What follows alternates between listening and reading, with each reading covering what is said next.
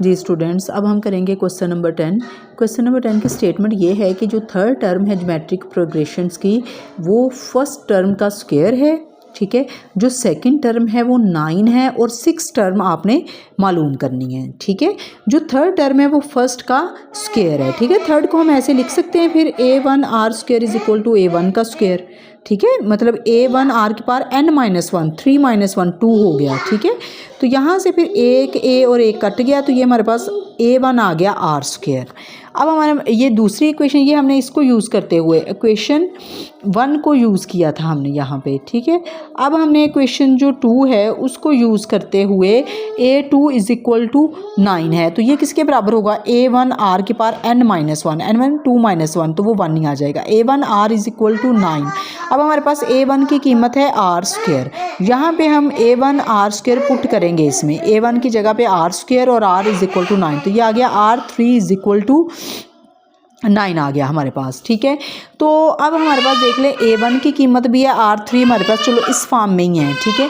अब इसको हमने मालूम करनी है, इसकी 6th टर्म मालूम करनी है, ठीक है। a6 हमने मालूम करना है, तो a6 किसके इक्वल होगा a1 r की power 5।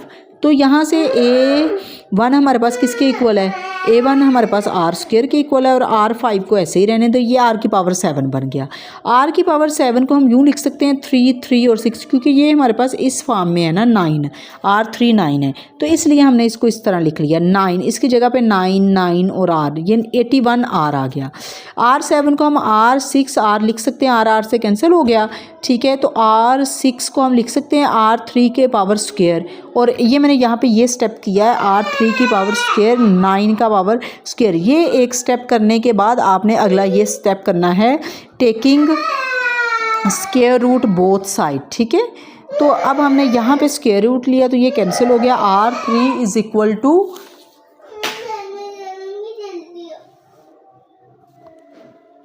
r3 is equal to 9 आ गया। अब हम इसको यूँ लिख सकते हैं r इज इक्वल टू 9 की पावर 1/3 आ गया, ठीक है। तो उसके बाद अब हमारे पास r की पावर आ गई 1/3, हमारे पास a1 is equal to r square. अब हम इस r को इस्तेमाल करते हुए हम a1 की कीमत निकाल लेंगे। a1 हमारे पास है r स्क्वायर, ठीक है, इज इक्वल टू